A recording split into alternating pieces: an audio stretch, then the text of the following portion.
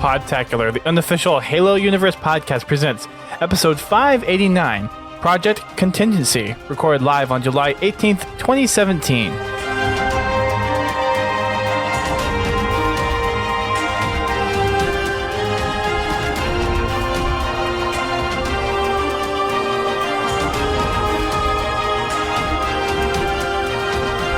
Hello, everyone. Welcome to Podtacular, the unofficial Halo Universe podcast. I am your host, Duststorm.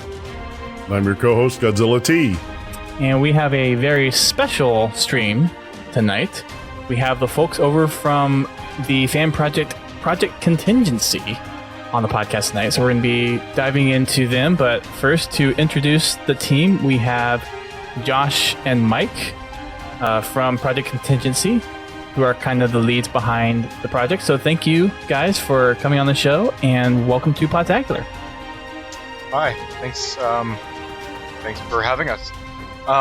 Just to clarify, I am a community manager for Project Contingency. Okay. Mike is actually our team lead. He's kind of the mastermind behind our game. Then with us, we have R93 Sniper. He has been our PR lead. He's been mostly the one that everybody's been hearing about, or rather hearing from. And then, like me, Clark, aka PS Gamer, is another community manager. So go ahead and introduce yourself, guys. I'm Clark, community manager, junior community manager, specifically. Hi there, I'm R93 Sniper. I am Project Contingency's animation lead. I am the community manager, and as of recent, the audio lead as well. Hi there. So we have 3 community guys and a project lead guy. Awesome. 2 project lead guys, technically, if you count me. 2 project lead guys, 3 community guys. We're off to a good start. We'll need a whole separate podcast to explain how the heck we actually work administratively, so let's not get into it. Okay. Sounds good. All right, so we are going to dive into a little bit of what Project Contingency is, but before we do that, we have a couple of little news things to address, and I'm not going to read out every single follow we get, because we're getting a whole bunch thanks to the followers of Project Contingency. So for everyone that has followed us, and I think we had a couple of subscribers already, thank you for coming on over to the podcast live stream. And for those listening to the podcast after the fact, we are streaming on Twitch and now Mixer as well. So you can find us over at twitch.tv/Podtacular and mixer.com/Podtacular for future recordings. So a couple of news things to get to before we dive on in with the Project Contingency folks. 343 Industries isn't quite going to be at San Diego Comic-Con, but in their latest community update, they did list out some interesting things that people may be looking forward to when attending San Diego Comic-Con. So Dark Horse is having a panel. It's called Console Yourself, Video Game, Comics, and Books. And Frank O'Connor is going to be on that panel. They're going to talk about video game-related comics as far as some of their bestsellers, which is in the realms of World of Warcraft, The Legend of Zelda, Mass Effect, and of course there are some Dark Horse Halo products out there, which everyone is probably familiar with. There's also going to be a signing. It's called Halo Rise of Atriox. So that is going to be on Thursday at 11 a.m.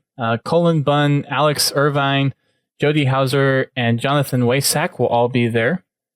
And also at SECC, there's going to be an exclusive UNSC Vulture Ship replica that is going to be a convention exclusive, and it's the red edition of it. They're $50 a piece. There are 300 pieces, and there's a limit of 2 per person per day.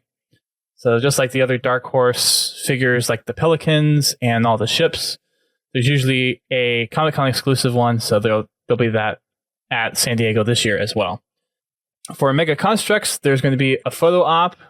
There is going to be a life-size ODST drop pod made entirely out of Mega Blocks, which is pretty amazing. Previous years, they had a scaled replica of Spire. That was 2 years ago. and they've had some other bigger displays resembling Halo in the past as well.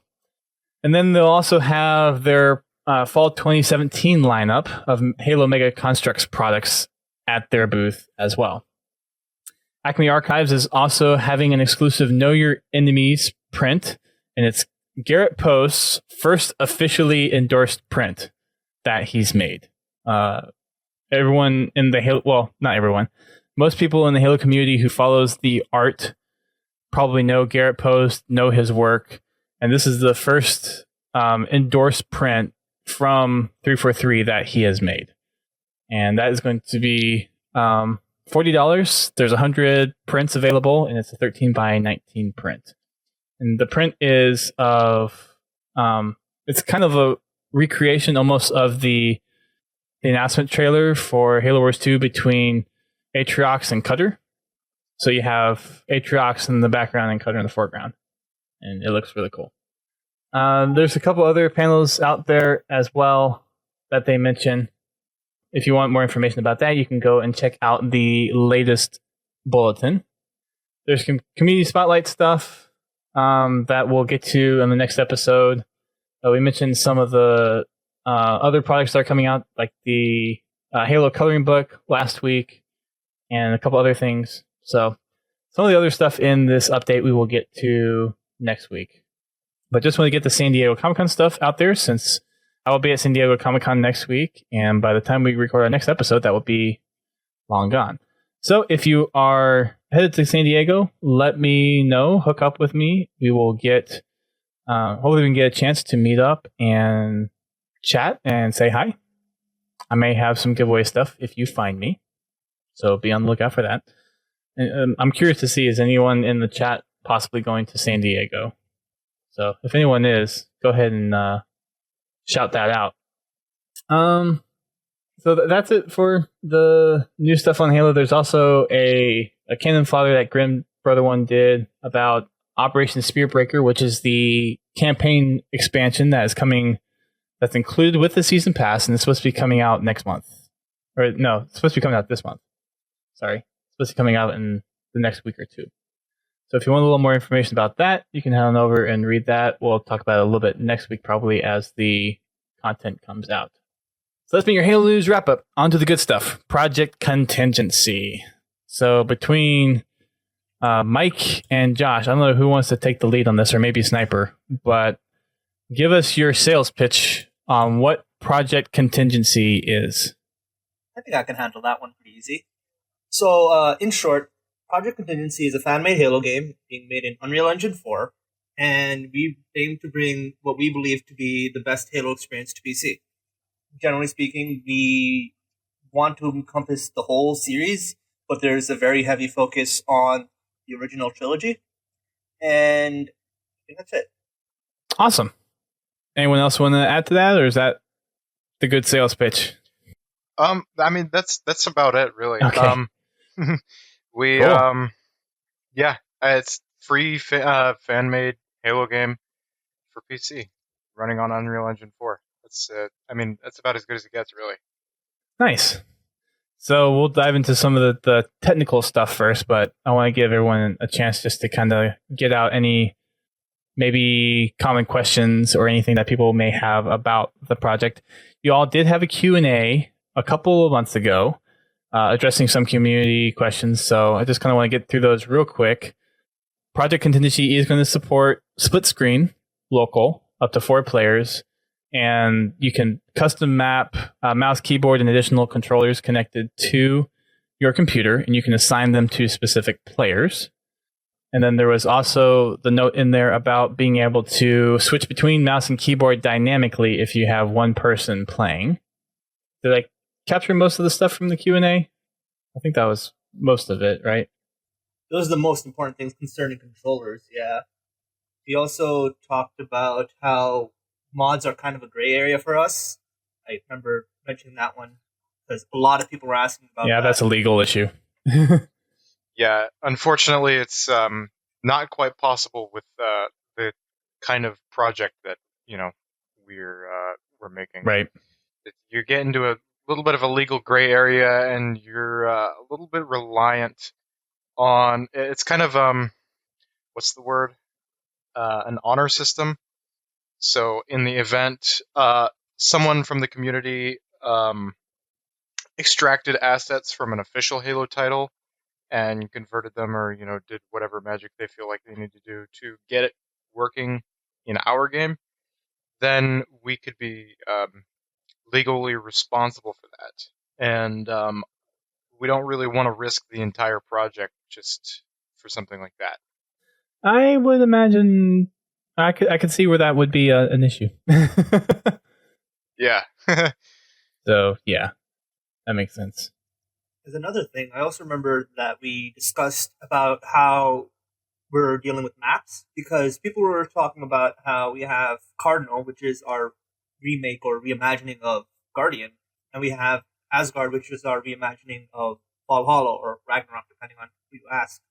And ideally, our idea is to have our own custom maps, like as our priority, because we don't want to really focus on what's already done.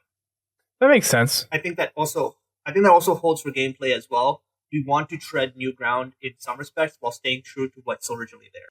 Yeah. I mean, you want to pay respects to the original game, but at the same time, you want to make sure that you are being true to yourselves and kind of expressing your own art in your product, basically. Yep. That's why you'll notice that all of our assets, while they are based on the Halo series, all of them are pretty unique in how they are presented, I guess is the best way to say it. Yeah. I see what you're going with that. Everything in the game we make ourselves. And so naturally, because this is, our project, our baby, while it is, based in the Halo universe, we do some things a little differently, and it shows in the art. Yeah. And it sounds like, for the most part, based off the sales pitch, trying to kind of pay homage to the work done by the previous Halo games. And you mentioned that there's kind of a focus mostly on the original trilogy. Is most of the work that you guys are doing kind of exclusively built into that, or is there also some other other takes from the other games that you're incorporating into, like any custom weapons, or I guess if you have armor sets down the road, anything like that? As it stands right now, most of what we have that pulls from anything past Halo 3 is more or less in concept than anything else. So it's not really implemented yet, and generally our rule is, if it's not implemented, we don't want to speak about it, generally because we want to make sure that what you see is what you get. We don't like adding fluff or anything to what we show.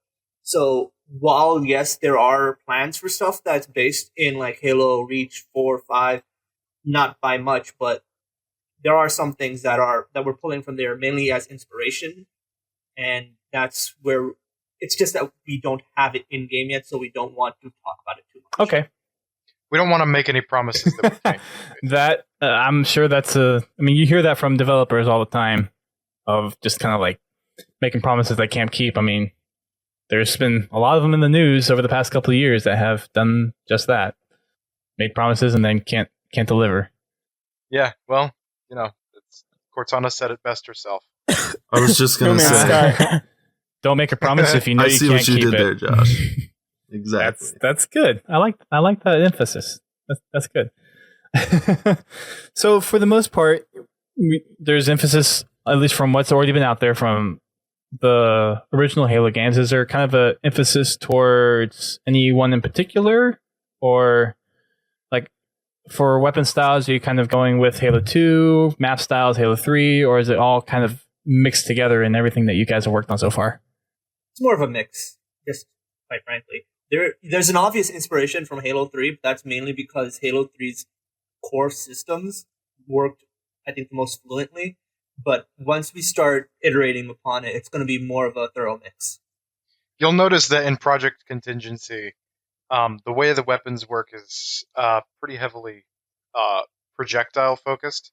And so if you look at the weapon systems from, for example, Halo 2, well, I guess if you compare the battle rifle, for example, from Halo 2 to Halo 3, there's a pretty big difference in the way it functions and the way bullets travel.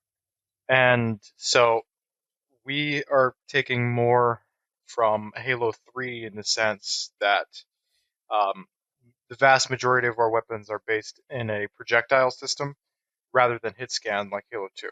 So can you go into a little more detail on what you mean by projectile base versus hit scan?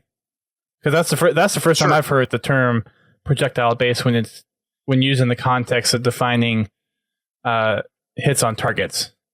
I think Mike could probably handle this the best.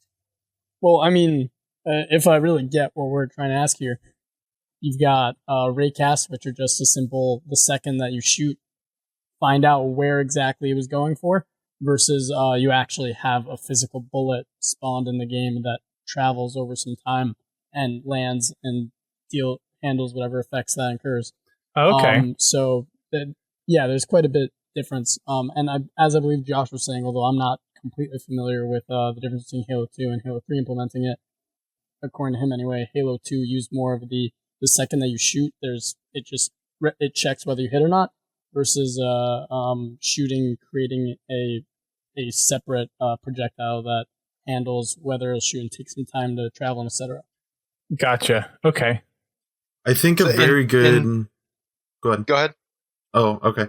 I think a very good comparison in that is, if you think in Halo 3, the sniper, I believe the sniper in Halo 3 was completely hit scan. So the moment the bullet fired, or as soon as you pull that trigger, the bullet is going to wherever, as soon as there's a wall, it hits that wall.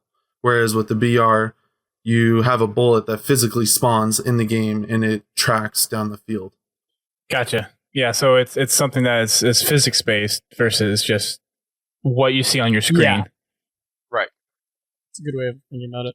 Yeah. Okay. That makes sense. Kind of like I guess a good way to put it is a laser.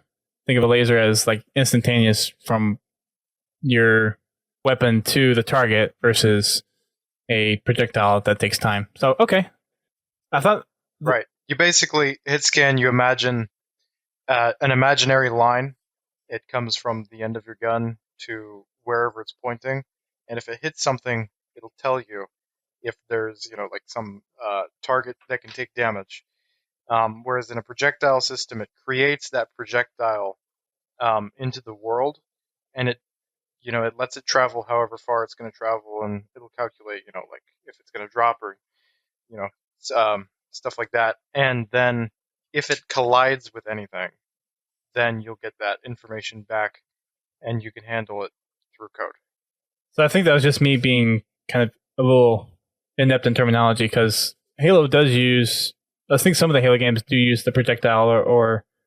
All of Halo so far uses both in some respect or another. Because if you look at it, some weapons like the sniper, beam rifles, blazer, etc. use hit scan type weapons, whereas stuff like the plasma rifle, plasma pistol, storm rifle, etc. they use projectiles.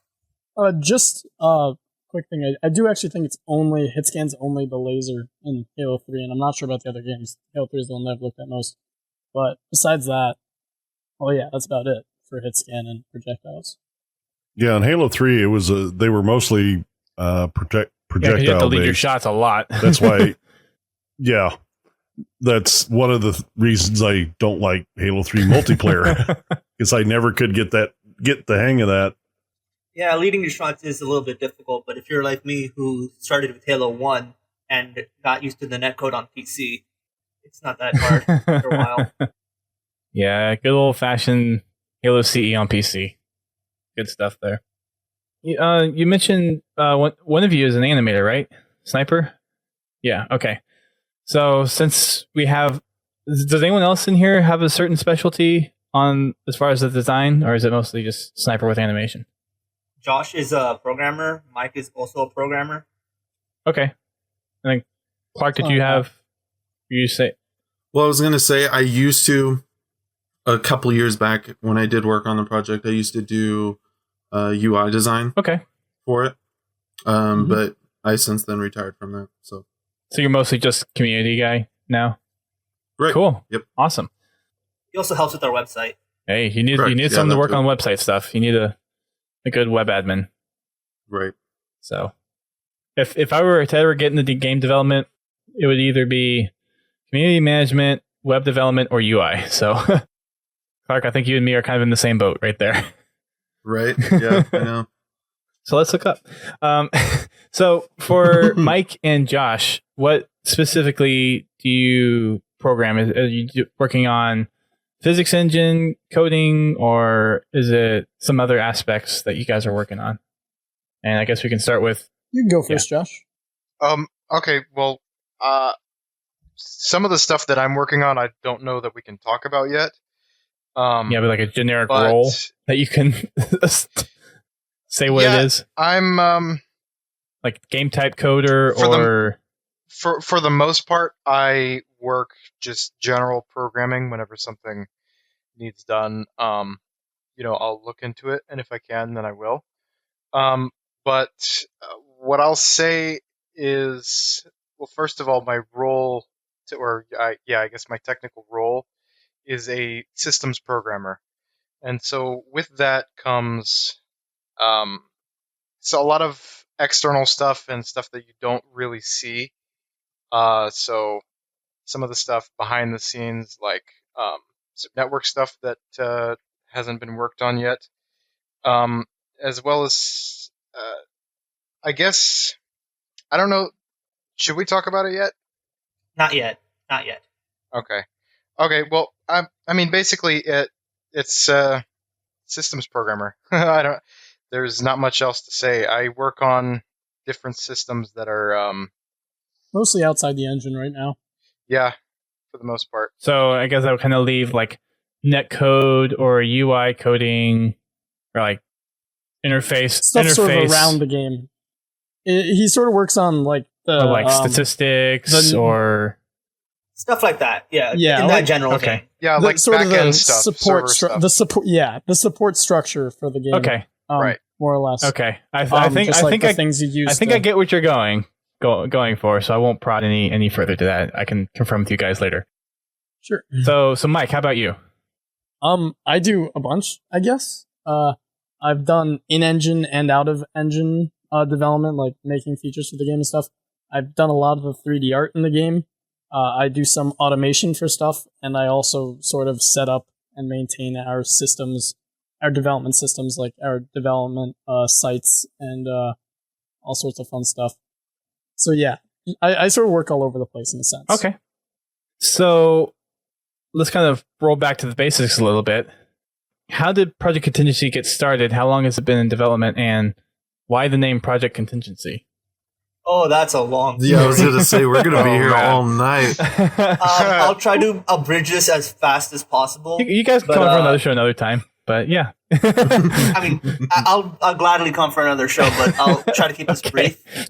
The short version is, if you guys have ever heard of an old fan game called Project Galaxy of Combat, it was some fan made game that was, I think, started in around 2008ish, 2009ish, something around that time, and that was made in CryEngine. For a while, they just kept on doing what they were doing, and some of us, I think there's only like 3 of us now that were actually part of that team back then, and when they failed to deliver their product on time, they rebranded into Project Contingency, which was coded by one of our guys, our UI lead, Lavidito.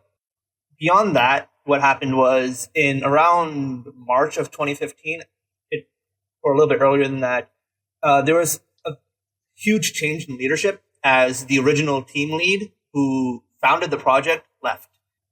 He handed off to someone else, and he was talking to us. He wanted to continue the project, make sure everything works, but he got tied up in personal stuff. And there was an internal uprising that was accidentally caused by me. Whoops. Oh gosh. That got us to not want to use CryEngine very much anymore. Okay. And Unreal Engine 4 started to make its rounds at that point. When we got down to it, me and Master Noob, which is one of our other leads, our current Covenant art lead, Cool. both of us made a prototype in Unreal, presented it to the team, and we took a vote on it, and we decided to switch to Unreal at that point, but that also caused a lot of us to just leave. Like, we were about 30 or 40 people at that point. By the end of that switch, we were down to like 10. Okay. And since then, we took a moment to look back at ourselves and say, okay, what do we really want out of this project? And from there, we dropped what was really Galaxy of Combat, and now Project Contingency is its own thing.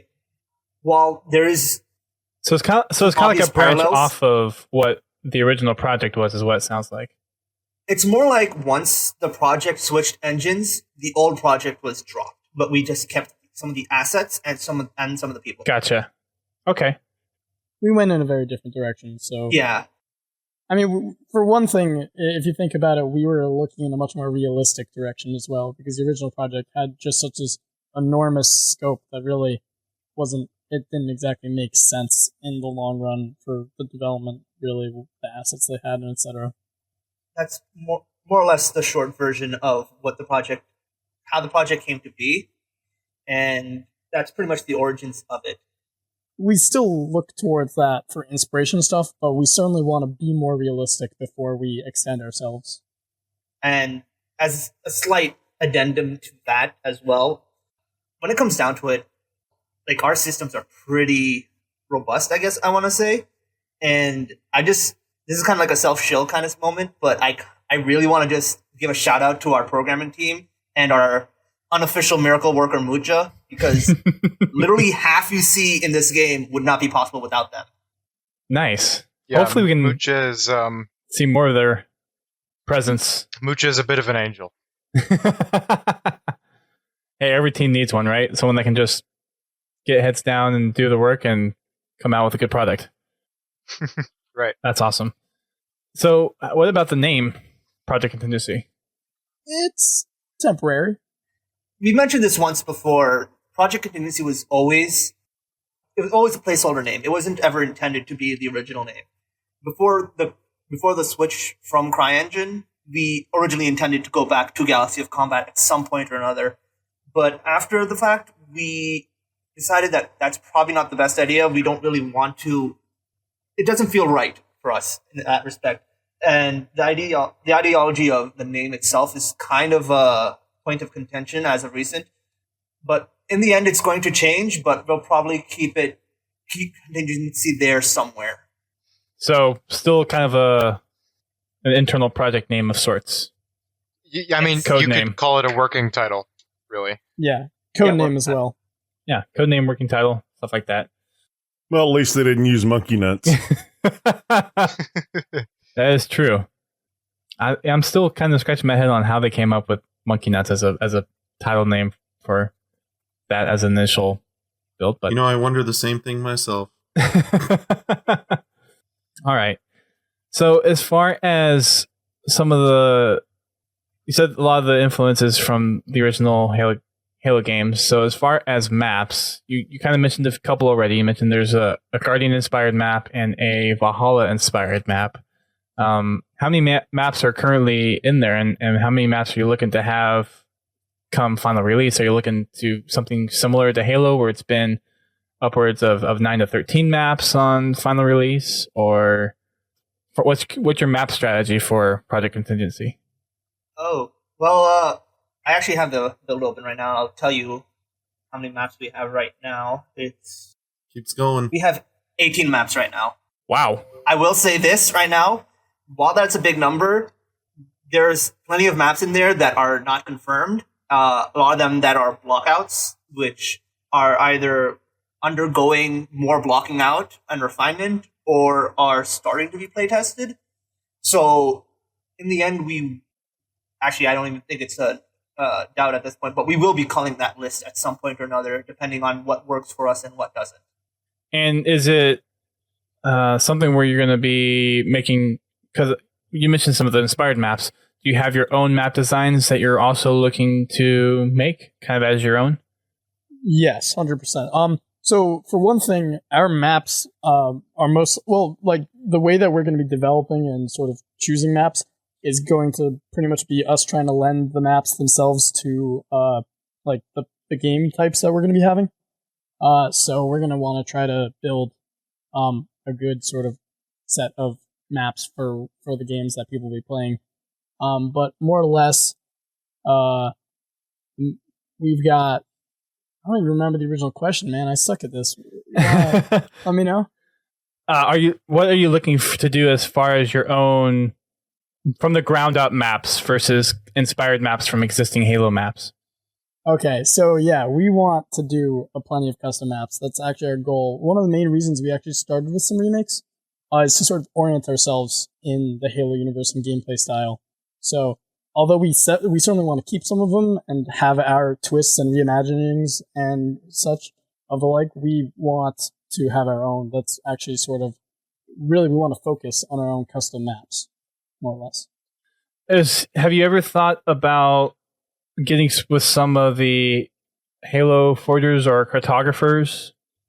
We actually already do. If you have ever heard of the website Forge Hub, Yep. we actually have their owner with us. His name is Warholic. He's actually with us, and co-owner, right, my bad. Warholic has been with us for a few months now, actually, and most of those 18 maps, and I want to say at least a third of them are literally just him playing around in the engine for specific game types, specific ideas that he's had, or unique gameplay opportunities presented with the sandbox so far. So we got that's a lot awesome. of cool stuff. Yeah, and We're open. And Warholic is definitely a well-known name when it comes to Halo forging. So that's awesome. So if anyone had any doubts about maps and Project Contingency, I think you just kind of laid them to rest right there. So I think that kind of answers the question of maps. Let's go into the realm of Spartan customization a little bit. I know we're going to look at some stuff here in a little bit, but what's the customization options that you guys are looking at? Is it going to be more akin to Halo 3, where it's like helmet, torso, legs, arms, that kind of stuff? Emblems, colors, custom, or not Brief custom, note but... Before I let Sniper take the lead on that, I just want to say, in addition to Warhawk, we also have some other forgers like Wyvern Zoo. We're trying... she's a good one. Yeah, we want to involve... we want this to sort of be very involved in the community, so we do want to involve Forge and etc. as heavily as possible. So you've got basically 2 of the 5 community cartographers that are recognized by 343 already. You're just missing 40%. You're missing Duquesne, Psycho Duck, Knockyard. Knockyard is actually one of our testers. Oh, well, never mind. You have 60% of them. All right, Sniper, you want to explain our ideas on customization?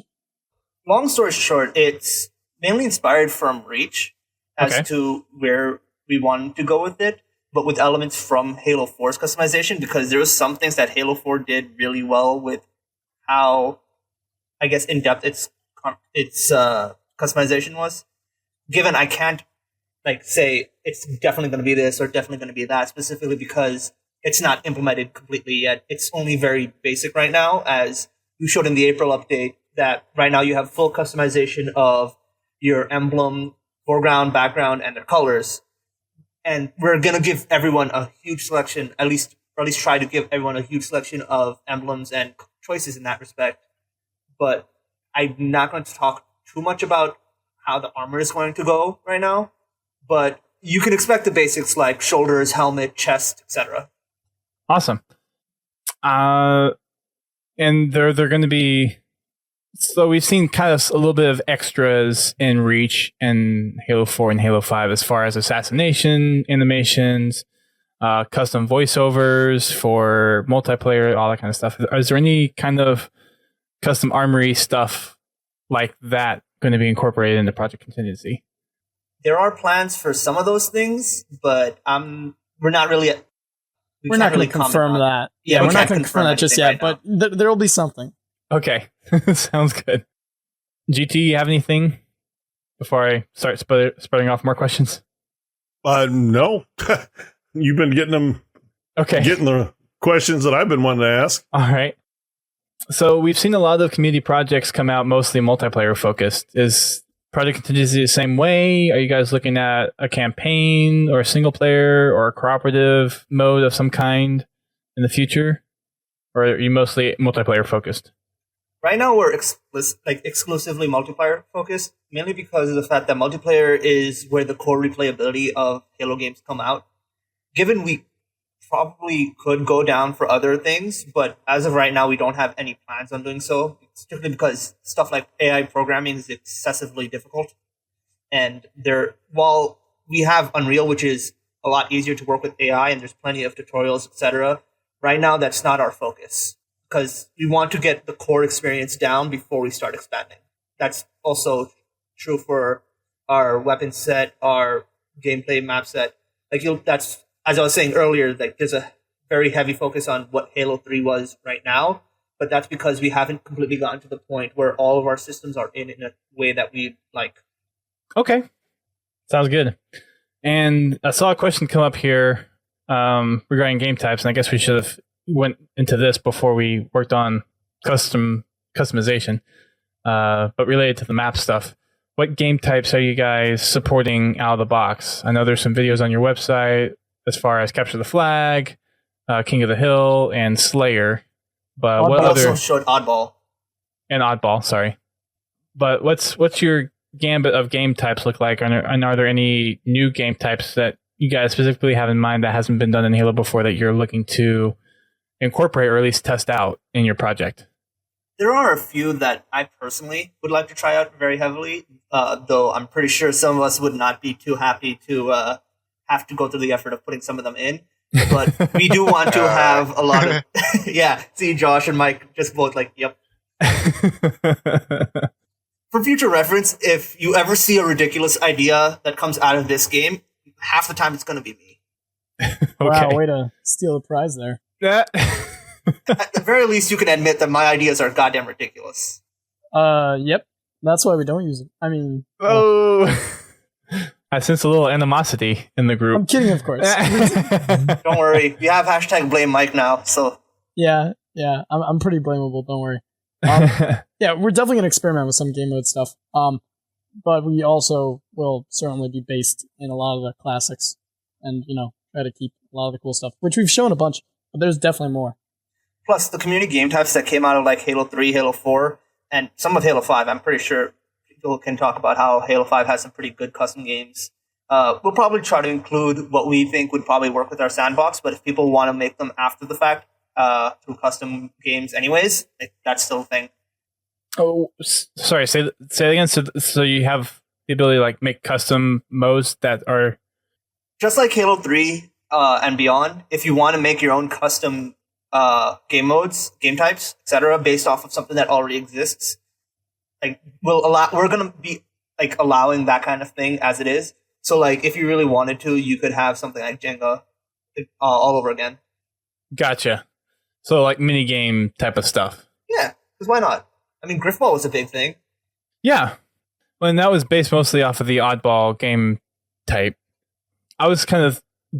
I don't know if I just misheard you or I was misinterpreting it, but I was kind of thinking you said something along the lines of how Halo 5 has its like ball game type, but you can make Oddball off of it, you can make Assault off of it, and that kind of stuff. Didn't somebody also make that pancake flipping game in Halo 5? Flippy Jack? Yeah. I don't have an Xbox One with Halo 5 on it, so I can't really comment. I have Forge, though, so... Yeah, Well, I mean, anything that's Forge on Xbox converts over to Forge on PC. It's the same systems. Yeah, silly shit like that. That's basically what we want to encourage. Because, come on, it's a game. You're supposed to have fun, especially it's a Halo game. Yeah. And, well, so the question that I was kind of bringing up is the customization or for the game types robust enough to where people can go and make those kind of crazy game types? And it doesn't sound like it's quite on that level. It sounds more or less like it's on the Halo 3 level of how you can customize those kind of game modes into something like a Griffball or a Juggernaut or something like that. As it stands right now, as of present, it's more along the Halo 1 through 3 kind of setting, but we do want to bring it up to Halo 5 settings and maybe even further than that if we can. It just depends on implementation and how we're going to do things. We definitely think freedom in game type design for the players is important. Well, and it's just, I guess, how much you want to make how robust and open you can apply like player traits to, or game traits in specific items or pieces within the game. It sounds complex as hell. I'll just say that. I'll put it this way: we want to do as much in the way of customization as possible. Some things we've explored, some things we have yet to explore that we want to. And we're on PC, and so we don't have console restrictions. So there's a lot of stuff that we can do. I won't, say exactly what we have in mind. But we are experimenting with some stuff, and we want to make our game as good as possible in that regard. And so like I said, there's a lot that we can do with it. It's just a matter of us making the time to do it, because that's not a huge focus for us right now. Okay, that makes sense. And you guys have still time to kind of tweak and do whatever you need to do as far as game types go. But it sounds like you have mostly the basis of what game types Halo 3 was presented with. But I do have one question. Is there going to be race? I'm a huge proponent for race, and I've been yelling at Mike and Muja to get that done because I absolutely loved race, especially foot race in Halo 1. Oh, gosh. That was frustrating because you just got like killed over and over again. And if one guy got ahead, they would usually be the one guy that would stay ahead. 5 laps, Chiron. Let's go. 5 laps infinity. On foot? Yeah. Sure. Well, I mean, that's a lot longer. Sure. Shotgun only spawns? Oh, God. Oh, because you'd be crossing over each other. Oh, that would be kind of fun. I never thought about that on Chiron. But yeah, that would make... I guess Chiron would be the best map to do a foot race because you have so many crossing paths with each other. That reminds me, wasn't there a race prototype game mode when we were still in CryEngine? That was not a game mode, because in CryEngine we literally only had Slayer, but we had a racetrack with it. Like, I actually put the video on my YouTube channel, and I'll probably link it somewhere at some point. But we had a huge racetrack, and that was made mostly by Master Noob, literally just messing around on our test level and getting bored. Like, you'll notice most of it is just a bunch of Covenant assets thrown around a racetrack of white blocks. And that's mainly because Master Noob was just like, I love racing, and we have at least these Jeeps while we don't have the rest of the stuff in, so let's just do something with it. And he just did it in like 2 days. And that ended up being his testing ground for all of his Covenant assets, and it ended up being our test level to test out how the game works. It was also a good way for us to unwind after working on the project for hours on hours a day. Way back yonder. Way back when. That was before Mike was on the team, actually. Well, I was on the team during CryEngine, but you were on it, but I wasn't as the tail active. end. The tail end. I did actually do some stuff. I was on the team for a couple of years at CryEngine. Yeah, but you weren't around for the best race of all time, where Brian literally rammed into me and exploded. Yes, I was. I did miss those good times. Which, by the way, we have a convenient GIF of. If I can get Alex to give that over to us, if he's around. I also have it on YouTube. So okay. Nice. So since we're on the topic of race and that kind of stuff, what kind of vehicles are you guys looking into, if you are, for the project? This was shown in our April update, but we already have our Mongoose in. Like, it's working-ish. Like, it's drivable at the very least, but there's some network issues with the Mongoose itself. Our Scorpion is being worked on as of present, and you can't really go through a Halo game without a Warthog. Like, that's just a sin against humanity. A sin against the Halo gods. If you're making a community project, it has to have a Warthog. I guess you could say they're the Guardians. And a Ghost. Oh, that's a good one. And to that token, though, you'd also need to have a Ghost.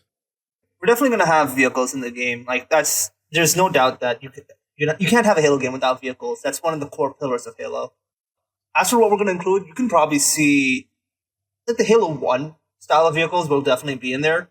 As for anything else, that's still up in the air and being concepted or talked about internally.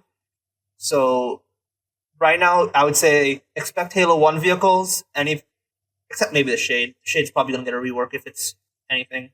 But Halo 1 vehicles and anything else is up in the air. Okay. Matter of fact, I hate to interrupt. If you go to the website project-contingency.com, we actually have a blog post on there showing off a lot of the art that we have for the game, which has Warthog, Sparrow, and some tank The Mongoose and concepts. Scorpion are there too. Right. It's actually quite a bit old. The Scorpion has been heavily updated, the Warthog as well, and there's other stuff that's going to get updated from there too, but I don't want to talk too much about some of it. Just as long as you don't implement the Halo 1 vehicle physics, we're okay. I Yeah. mean, if you really look at it, Halo 1's vehicle physics were carried through up until Halo Reach. There were some adjustments to them. Obviously, yeah, there were adjustments made, but there were still the same core systems. Yeah. Yeah, but the Warthog between Halo 1 and Halo 2 were significantly different. So was the Ghost. Yeah, the Ghost was... Yes. I don't know why, but the Ghosts just staying statically in one position all the time kind of bugged me. I liked Halo 1's kind of floaty nature. I don't know, that's just me. I don't mind the floaty nature unless I'm the one driving it. I will say that having the ability to have like that kind of a Ghost overall was pretty good, but just that it felt wrong to be stuck so tightly to the ground. I think Okay. So, as far as the weapon profiles that you guys are looking at, I'm assuming you have your fair share of UNSC and Covenant from probably weapons that we've seen. Any new weapons or possibly implementation of Promethean weapons in this game? Okay. If you actually take a look at our, I think it was the June update. yeah, the Unreal update, that we actually had our different implementation of the Spiker. Instead of having it as a machine pistol, we had it as a long-barreled rifle. Oh yeah, there's a short footage of that. We had this entirely custom weapon that was inspired by brute weapons in the Spike Rifle. And the Spiker, which was called the Spike Rifle. It had a few nicknames, but we did actually show something like that off. That was one of our experiments, which we actually ended up we no longer are using. Even though I still have the assets for it. But the reason we didn't really use it at that point was the Spike Rifle, in terms of ideology, what we wanted to do was make it more useful than the Spiker was and less like an SMG. So the idea was to make it fire slow, have a slower projectile, and have it as an anti-vehicle weapon rather than an anti-infantry SMG, I guess. It just kind of fell through. It kind of fell through as we were testing it, and it didn't feel right. So, Gotcha. I was thinking whenever you guys said like a Spiker rifle, I'm thinking like a nail gun. Yeah, kind of. An automatic nail gun. I wonder if I still have a picture. I have the model like on hand, and I'm pretty sure the concept art is on our site. Yeah, the concept art is. We could grab that if you guys really wanted to see it. I'm not sure I'll do that. All right, so moving on to a little bit of multiplayer stuff. How are you guys handling multiplayer lobbies, custom games, matchmaking? Is there going to be a ranking? Well, let me not ask so many questions at once. Okay, so multiplayer for custom games. Is it all going to be locally hosted, or is there going to be dedicated server support? Well, so we want to make it something that can sort of be sustained by the community. We don't want to have to put ourselves into a sort of we don't want it to be necessary that we're still there. We want it to like the game, like say we just disappeared off the earth, the game would like you wouldn't have to rely on dedicated servers. We would like it so that you could host your own stuff, and we might actually end up building some applications for people to host their own games and dedicated servers and etc. But overall, right now we're focusing on like just consumer-based servers. We do, however, want to support some dedicated servers. We're going to be testing that actually quite soon. Dedicated server support, and we would like to see what we can accomplish with that. I've got a spare PC laying around. Well, hey, you want to send it to me? Yeah, just like you were going to get the Halo CE and Halo 2 server back up, right? Oh man, we may need to contact the project cartographer guys. Yeah, good point. good one, GT. So is there going to be? Well, I guess if it's all going to be locally hosted and not really dedicated servers, not necessarily. Would there be matchmaking? I guess is where I'm getting to. Yeah, I'll get into that. So we do actually want to have a dedicated server support and matchmaking support, like some sort of server. The reason I was basically, I talked a lot about consumer-based, like listen servers, because we want to make sure that that's always an option, so that way, like no matter where the community is, it's always something that can be used. But we do want, we have a lot of thought towards, we do want to have some sort of matchmaking. We do want multiplayer to have to match with random people and skill based and all sorts of stuff. And we do want it to, you can just play with random people and just have fun playing Halo. We do want all that stuff, and we are actually working on that stuff. So we hope it will be fun, and we just want to also make sure that we can, so that other people can create their own dedicated servers if, say, ours are down or something like that. We want to be flexible, but we do want definitely all that stuff. So in that implementation of matchmaking, what kind of a ranking system or skill matching would you implement? Or would you like to implement? We are going to implement. We are. I mean, I don't want to reveal the details for it right now, but we are going to use skill-based matchmaking. So we are going to be implementing systems for that, and it'll be a lot of fun. So yeah, there will be skill-based matchmaking and playlists and etc. If there are any more specifics, you can just ask and all. So, for example, in Halo 3, you had a ranking system that was based on progression and skill, and some of that in the background, the skill was used to help match, and then you also had some progression that helped unlock items or customization, and then your rank itself was reflected upon both of those things. Whereas Reach's displayed rank was strictly progression based, same as Halo 5, and then Halo 2's was strictly displayed based off of skill. So is there a certain preference that you guys have as far as displayed rank? Because you'll probably have a back-end tracking that will do progression and skill, but as far as what's going to be presented to other players, what would be your preferred way of showing rank? We don't really want to confirm that, but there will be a skill-based element, and it's also possible that we'll have separate progression. But it's certainly, matchmaking will be skill-based, but I don't think right now we're not exactly sure if we want to confirm how our system is going to be set up for climbing through ranks and etc. and matchmaking. Fair enough. In due time.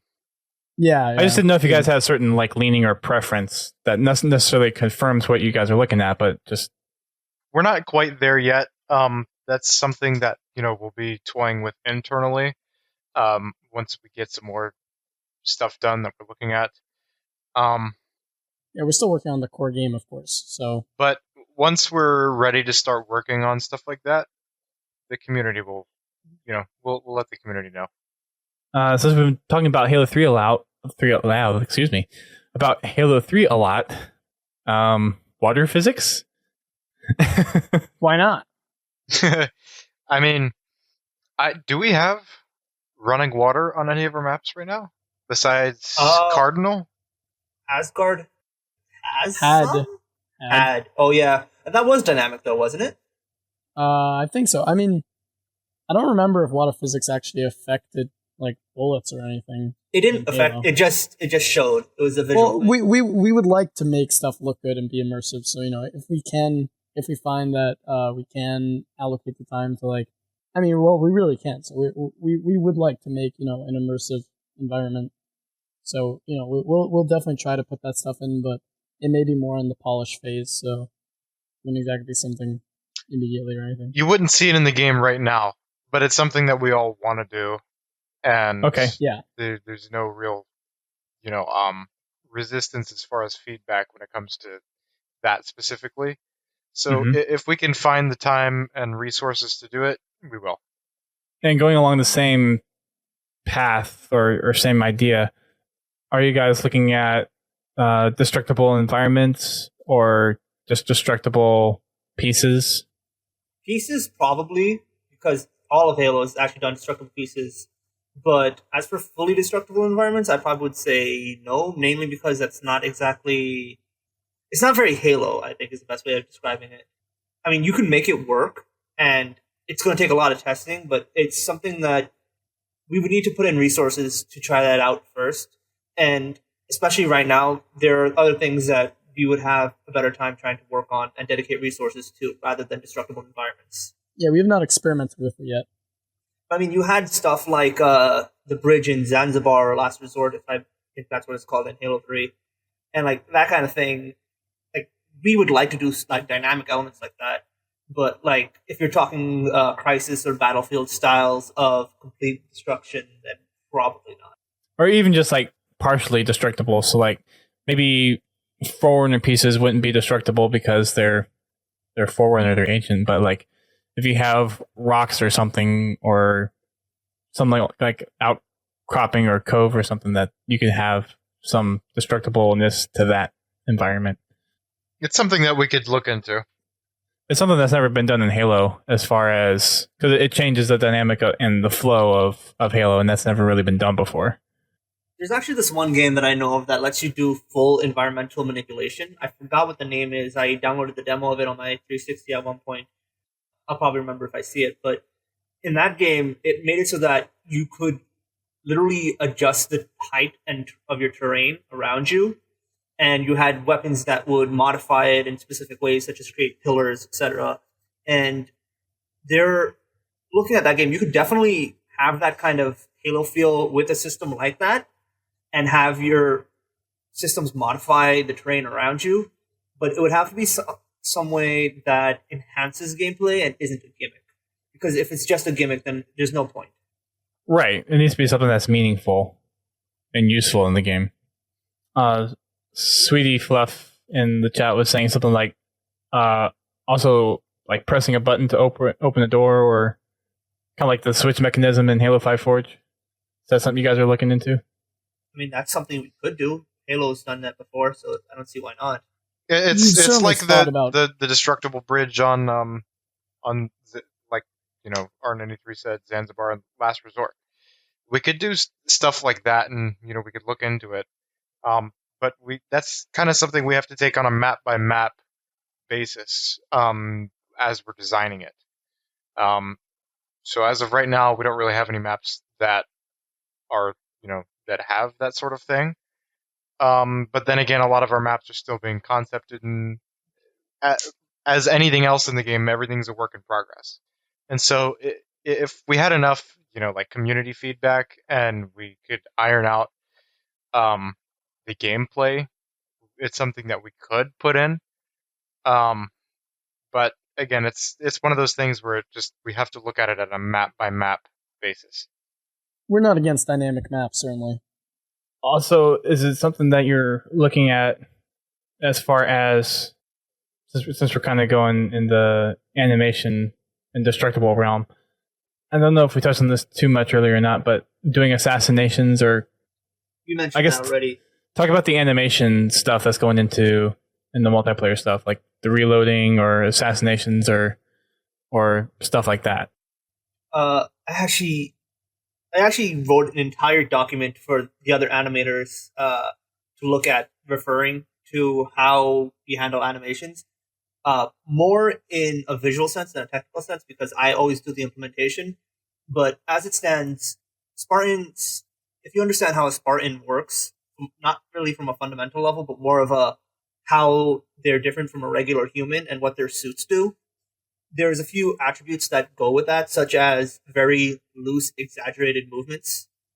And there's obviously like the force multiplier circuits, especially since it's hard to get used to that kind of thing. You'll kind of overshoot everything. So what I set out for our animators was that when you're animating the Spartan, you have to make sure that the movements are always exaggerated, and it has to look like the person who's using whatever they're using doesn't have 100% control over themselves, because that's how it is. Pretty sure that would be the extent of how, like, that's just the mentality you have to keep. Like, I have a lot of specifics as to what is and isn't used there, but they're like do's and don'ts kind of deal. But I'm probably not going to go into that because that's more my mental thinking. There was one question that someone was asking. Great Divine. I guess this is going to be more of a Josh and Mike question. What's the blueprint to C++ ratio? That's a good question. Oh, these guys know how much I love. I don't know what that blueprints. means, but I can explain that one because this was a big thing for us as well. Blueprints are basically Unreal Engine's dedicated, like, non-programmer code system. It lets basically anyone who can understand basic coding to code an entire game without actually looking at code. It's completely visual. It's completely node-based. And as of right now, and this is a pretty big thing for us as well, if it can be done in Blueprint and you don't have to touch C++ at all, that's how you should be doing it. Because back in CryEngine, and I'm going to refer to this a lot because that's what formed most of our mentality about how game design, it's just that we don't want to be stuck behind programmers. And there's actually been an instance of us having to wait behind programmers in Unreal already once before. I'm not going to go into that, but the long story short is we want to have everything in Blueprint as feasible, and only the things that have to be in C++, like networking, would be in C++. Blueprinting is great. It's a visual scripting language by Epic Games that interfaces with the engine really well. And we use it a lot, but it certainly has its role in our development. We use C++ where necessary. We like to use Blueprint in a lot of places where we don't need C++ because it lets a lot more of our team has access to working on it and contributing actively. If, for instance, we were to get a much larger sized programming team, we might even reconsider that balance that we have going on right now, but it all depends. Really. We have both. I'm not sure if I could give an exact ratio, but right now a lot of there are certainly a good amount of core systems in pure Blueprint right now. But we also have we have a lot of C++ function libraries that let us interface directly with the engine in custom ways. So it's a good mix, and really that's how Unreal Engine's meant to be used. Blueprints really are necessary for a lot of Unreal Engine, but they're C++ is also necessary, and C++ is really cool in Unreal Engine. So we try to use both. But the best thing to do is to use them both together, and they work really well together thanks to the way Epic Games developed it. Let me just add on to that, and I'm going to say something else after it. If anyone knows me, especially since I was on Halo maps, I'm a very well-known ripper, so I will rip the hell out of any single game I can get my hands on, just because I want to know how people do stuff. And I actually looked at Paragon, which is Epic Games' their own game on Unreal 4, which a lot of their features that are in Paragon are going into Unreal Engine. I recently got my hands on figuring out how Epic did their files for Paragon in terms of their systems. And they also use blueprints for literally all the face level things. Like every top level item, all the characters, how they interact is all done in Blueprint. And a slight addition to the previous question thing about destructible environments, somebody on our team actually told me what the other game I was talking about was. It was Fracture. Okay, I've heard of it. So shall we go to the main event of this podcast? That's kind of what I was thinking about. GT, do you have any other questions before we kind of jump in here to our special feature? As far as like a friends list, are you just going to do looking at doing a basic friends list, or are you looking to do like clan support or anything like that? We will have a friends list kind of deal going on. Like I think we've confirmed that before, or at least planned on confirming that. If not, then whoops, I just did. But for everything else, like clan system, I'm a huge proponent for clans, especially because it's a good way for people to just interact with each other and always play with each other. And that's something that I feel like we would probably get to at some point soon. Yes, I one of our other devs just messaged me. Yeah, we did confirm that we are going to have friends list. Yeah, we do have some Okay. social networking that we're planning on Last putting in. question for me, at least. Do you plan on adding controller support? It's already in. Yeah, it any is? any Yeah. game built on We mentioned this in the Q&A. Unreal Engine, unless they specifically the developers specifically disable it. You could hook in a Steam controller, a PlayStation controller, or an Xbox controller, and play the game like that. And we've already got like DualShock as well, by the way. right, and we've already got assets for like the button logos for each of the different controller types in the game. Yeah, in the future, you'll be able to basically plug in your Nice. PlayStation controller Cool. and see the PlayStation controls when you go to pick something So up. as we start to get into our main feature here, I guess it's safe to say that we are going to be actually playing Project Contingency on the stream now. So I'm going to go ahead and switch over my video to my screen here, and hopefully the stream doesn't crash, and hopefully I can get a local recording going, and that won't crash my computer. So all right. Where can people find more about the project? I know you guys already mentioned the website, project-contingency.com, but I think you guys have some videos up, so you have YouTube, Twitter, and that kind of stuff. So where can people find out more about Project Contingency just in general, as far as like social media and that kind of stuff? Go to our website. At the bottom, there's a bunch of yellow social media stickers, and that's pretty much all the main links that we got for all the different places where we're stationed.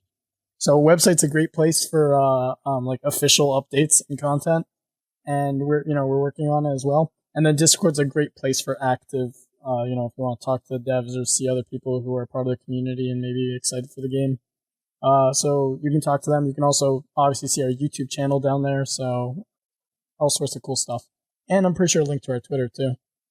And also, I want to Cool. note, not a lot of people know that we have a forum where we directly interact with members of the community. Oh, nice. So if you go to Project-Contingency, you'll see a button for the forum up there. It's a simple MyBB forum. You sign up, you make an account, get your account confirmed, and you can go ahead and start posting. And we have a bunch of stuff up there too. Cool. I think we're good to go, right? So I'll let Josh and Mike kind of take it away. But first thing, I guess, and do you want me to show off the egg? I mean, it's kind of already there. Sure, But, go for it. all right. So the folks have been gracious enough to put in our own little Podtacular logo in there. So I'm not sure where you guys ripped that from, but if you guys want the raw assets of that, I can send that to you later. But That was actually Lavadito. He made it on his own. He did not rip it. Yeah, I actually kind of Oh. tasked him to do that Wow. last minute. He did that. We did that today, yeah. Yeah, that was a He few made hours it, ago. I implemented. nice. Well, if you want the official one, I can help you out with Yeah, that. that sounds But good. it's actually pretty dang close. I can't really tell a difference between ours and the other one. Lavi's good, so Yeah, he's pretty. So he's pretty yeah. good. we're real grateful to have him on the team. But yeah, so thanks for that. But you can see in here, there's some of the other emblems, some already that are almost directly inspired from Halo, like the Viper, the Hawk, the Oni symbol. Yeah, it's just an example of some of the customization we want to do. And it also appears on your arm in-game. On your Spartan's shoulder. Yeah, shoulder. Yes, so we'll have to show that off. Yep. Yeah, shout it. I'm guessing you guys know about the background is just pure black or pure background color instead of just none. Yeah, Yeah, none's just if you don't want a background. Well, if you do none, it actually takes the background emblem color. It's not actually empty.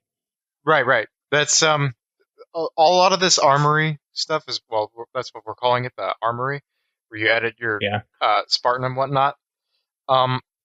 It's still in the works, and we're kind of going through a little bit of a UI overhaul, and so a lot of this stuff is going to be changed. Yeah, this is another question I had that I forgot to ask, but I guess this kind of answers it here. Will you be able to play as Covenant? And it looks like you will be able to based on the customization. We confirmed elites like forever ago. Yeah, we actually back in CryEngine even we had playable elites, and no reason to change now. Yeah, we're planning Yeah. on. We have some stuff on that in Unreal. You may see that. So for everyone that's listening to this, we will have the video of this portion of the show up after this show, just so people know what we're actually looking at here. Sweetie Fluff was also asking, is there going to be a developer-specific emblem, similar to how to Bungie has their 7th column one? The world may never know. You'll have to find us in game. Yeah. Oh. Remember our names. So go ahead and take the lead here, Josh and Mike, and Okay, so tell everyone what we're doing and what I should be doing. Well, I'll explain what you should do. Hit custom games and I believe server browser, and you should be able to find it. Oh, and the game crashed. oh, did it? Yeah, it crashed. Oh well, that's unfortunate. What? Just restart it. It'll be fine. All right. Let's start up again. Hashtag Hopefully the blame stream Obviously, will it's a work in progress. Yes, sure. pick the window back It's up. obviously a work in progress. We've all actually, I'm pretty sure 10 of us or more, like 12 of us have been waiting. Oh, it's 10. Have been 10. waiting in a lobby for the last hour. Okay, so at least the stream picked the game back up when I opened it up. Okay, so we're in here. So this is the customs game lobby. There's 12 of us. Holy, that's a lot. Yep. Let's see how this goes. Oh boy. There's 2 that don't even have names on there. They'll probably default to player. We'll see. Okay, so I like how the internet is called Contingency Net. Oh, yeah. Yeah. That's our nickname for our set of services that we're going to be using to Right then. accompany the game, including You the ready? matchmaking support. I am ready. GT, you ready? Yeah, I'm ready. All right, here we go, and let's hope nothing breaks. All right. All right. You can see up there in the left corner it says pre-alpha build. It also has an inaccurate date. Yeah. Infection. Oh, so that's another question. Who does your voiceover? Oh, I thought I turned motion blur off. But Oh my it's still god, on, there's a whole apparently. pile of us. Do we have a single infected? I am infected. Sniper's infected. He's green. So, my gosh, that overshield glows like crazy. You can turn down the bloom a little. Or I'm off. going to. Don't kill me. Make sure kill your me. resolution I'll scale give doesn't you a few default to moments 0. of reprise. Ah, I crashed into Vadim. Oh, I guess I have to reapply all these quality things again because they all Yeah, we're default actually to low. currently right now working on graphic settings saving. It's just So we've been- bloom off. Yeah, we recently Ultra had an off. issue with graphic settings and our maps. Like, we had an issue with our maps for a little bit, especially this map, where it was very poorly optimized, so we went down and optimized it. yeah, we've been focusing on the core gameplay functionality, so which is also Okay. why we didn't have persistent graphic settings saving, but we're finally getting to that. Where are you? Okay, Right. there we go. I'm down here in the So, corner. I'm going to kill all of you Okay, guys. so I'm good. So you can kill me Also, now. if you want, press H and your HUD will turn off. And just so people know on stream, so I'm not showing it off, I'm using a controller. So I'm not using mouse and keyboard. So just to show that controller works. Hey, Godzilla. Ah! And H, there you go. Saved you, GT. So H is off and H is on. Hey, Storm. Oh my gosh! That scared the heck That out was of a me. bad spawn for both of us. Yeah. Alright. I think We're it's a bad dropping idea like that I'm the flies. first infected. And just so people know, this game mode, Infection, is a brand new announcement on here. Oh, come on! I sliced it's you. also I totally super sliced you. duper early infection. Like there are we have a lot of cool game types right now, but infection is like brand spanking new. It is absolutely teeming with bugs. Well, so far it's been working pretty Let's well. put it like this. We've literally got this in-game, I think, yesterday or the day before. That would explain the whole kind of trepidation on Josh's part on whether or not we were actually going to that be able to do this tonight. It was a little worrisome there for a little bit. We still have some King of the Hill if we want to play. Yeah, they're And like. oddball. Oh my gosh! I have not gotten a single kill Is anyone yet, still Survivor? Yeah, I just saw one. I don't know where he went. and there's only 10 seconds he's in the left shotgun hall. It's Vodum. in the round. Wait, was that it? Yeah, he was over Well, by the round's Snipe's spawn. over. Saw him last Aw. second. Pretty sure it was Destin. Or maybe Ah man, no, I was infected. No. Destin, not Destorm. We have. yeah, yeah, Destin oh, is Destin, our gotcha. is the announcer. Oh, wow, there is a pile of us. We haven't infected, right? We haven't infected? It doesn't look like it. All of us are red on the scoreboard. No, Classy Ham is with us, and now he is infected. So this works. Oh, okay. Oh, Well, that's he's interesting. not It shows the infected, ping actually. next to everybody. I don't think. It's okay. I can resolve that. I have a. Yeah, he's blue Like I team. said, infection's super early right now.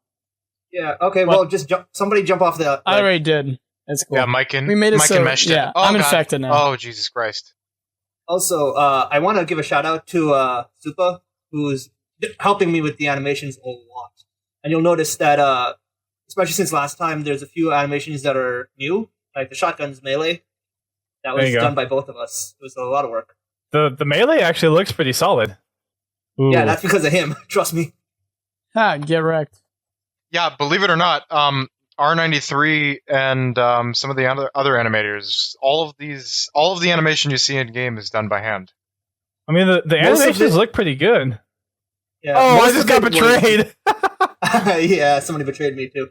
But like 90% of the animations were me. And then when Supa came along right before April, I had him do the Carbine set, and he's helped me with the Magnum set, and just a few other things. Mhm. When we get down to other game modes, the entire battle rifle set, I think, except for like 2 pieces, are all him. So who does? I think I asked this question, or maybe I just wasn't paying attention. Who does your voiceovers for the That's announcers? Okay, it's actually pretty good. We like him. That's why he's on. We chose him. So I don't know if the controller. I don't think the lobby reset properly again. Yeah, Did I'm on my own. It looks like. Yeah, same here. Yeah, see, that's one of the small issues we've been having. Is just keeping a player in a lobby. well, it's because it's not been a focus. We've been focusing on the core actual match, and we're gonna build the stuff around it after mostly. Oh, there we go. Whoa, I'm seeing the lobby on my main menu. Yeah, that happened. Yeah, same here. But yeah, it happens Okay. from time to time. Okay, That's recent bug, I believe. it's why it's a pre-alpha build, folks. All right, so we have Slayer, Oddball, King of the Hill, CTF, and Infection. Let you guys pick which one you want to play. I figure we could do a couple of classic Slayer, or just a classic Slayer, and then we can wrap up the show. And then for whoever wants to stay on and watch a couple more, we could do that. Actually, you know what? How about this, Mike? Yep. Would you mind if I showed them that one Slayer variant that we were talking about but didn't get to show yet? I don't remember it. The one that starts with a S. Slayer? Just show it. Yeah, Slayer's Slayer? what I was thinking. Just show it, whatever. I don't even remember it. If we go Slayer Right. with this many people, we should probably not play as. Or I mean, Let's go on maybe.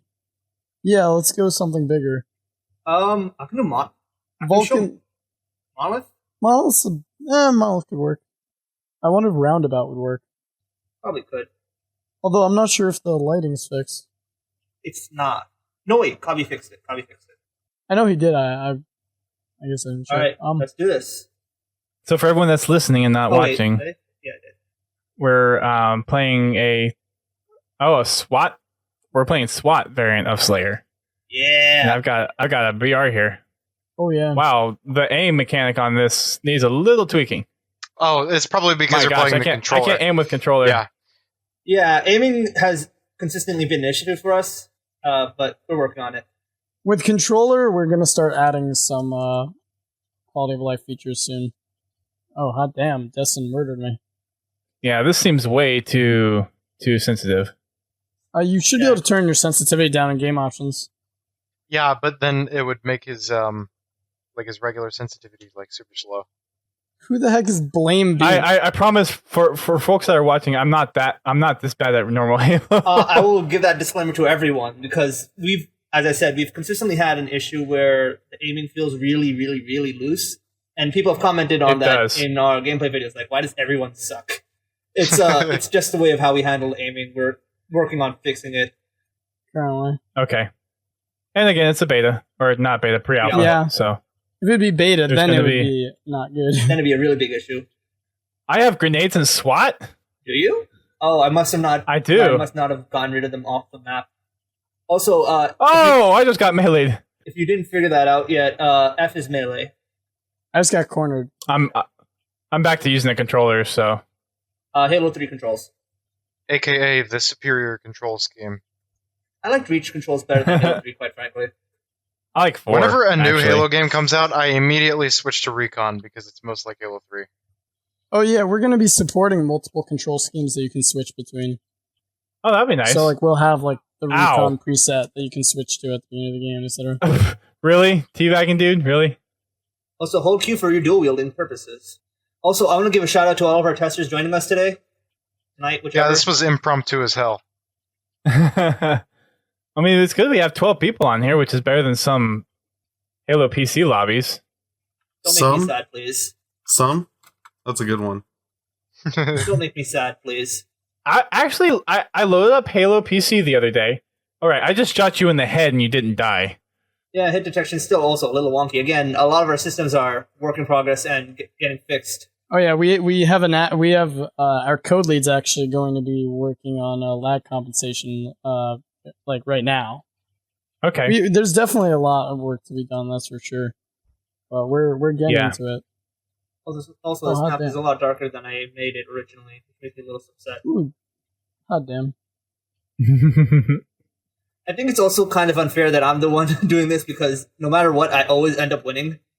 Well, yeah, you have host advantage right now. I'm trying to get destined, but I couldn't. I mean, even without host advantage, I've beaten you guys. Oh wait, you're not hosting? No, you I are am hosting. hosting. You are hosting. Turn around, Dust. Sniper's hosting, yeah. That's the other thing, too. I can't hear stuff hitting me. I'm guessing some of you guys probably know that already. Yeah. I'll probably list off something and you guys probably already know about it. Like, I only see the little red thing that I'm getting hit. I don't actually hear that I'm getting hit. Yeah, our sound stuff has... Let's put it like this. For the longest time, we have not had sound people. But we now have a brand new sound team that are about to start going on a sound pass. It's actually something we've been preparing for a while. They've started recently. One of them is with us, actually. Yep, shout out Yeah, to he's Mesh. testing. He should be in game. Who I just killed. You might Oh, be able to nice. see him in the chat log and the kill feed. Dang it, Sniper. That's cool. So what's kind of the priority that you guys are really focusing on right now? I know you have like teams that you're trying to really build out, and not to mention there's someone kind of was asking about this earlier, but you are looking for people to join the project and help out. Yeah, we certainly are. We're currently focusing on polishing some of our features and reworking some stuff. But another main focus is getting the base that we want with vehicles in. So we kind of have to go around in a few places and multitask. I think that question was more of who you look, what kind of people. Hey, I got a double kill and there's Yeah. a medal with I think it. you were asking more along the lines of There's who are you medals. looking for rather than what you're doing, right? Well, what's your current focus on the project, and then what people that may be listening to this are you looking for that might be interested in helping out? I mean, I would love to have more animators on our side, and I know that we could definitely use more people who can do organic modeling. More programmers is always welcome. More programmers- than welcome. Yeah, programmers also would be preferable that they understand Blueprint. Well, yeah, and it's more like preferable that they understand C++. Blueprint's almost a given. That's just how Unreal Engine works at this point. I mean, I've seen people apply saying, I will redo everything in C++ better than it was before. Meh. And it's like, yeah, that If everyone you know before C++, you said that too. Blueprint's not very hard, so... Okay. So there you go. If someone's interested in helping out, Did I just win? You- I just won. Yeah. host advantage. And of course, the two new people are at the bottom. Me and Godzilla. Well, considering for most of that game I couldn't get my controller to work properly. Oh, Really, what's the problem with the controller? Oh, I guess it's I don't know. For one, I can't change the thumbsticks correctly. Change them? yeah, he plays inverted. Yeah, I play inverted. Oh. Is the inverting not working right now? Because we do have inverted in the game options, I'm pretty sure. Yeah, but it doesn't apply to the controller. We did not know of that. We are dedicated controller I'll make an testers. issue right We now. don't have a ton of testers that actually We found play a with legit controllers. bug on the podcast. Yay! We helped. Yeah, but our dedicated controller tester hasn't been available for a while, so And there's the keyboard going right now of the issue getting reported. Bug submitted. That's development at work. Yeah. All right. Well, I want to go ahead and wrap up the podcast portion of this. So, for everyone that's in here, You want to share your social medias or where people can find you directly?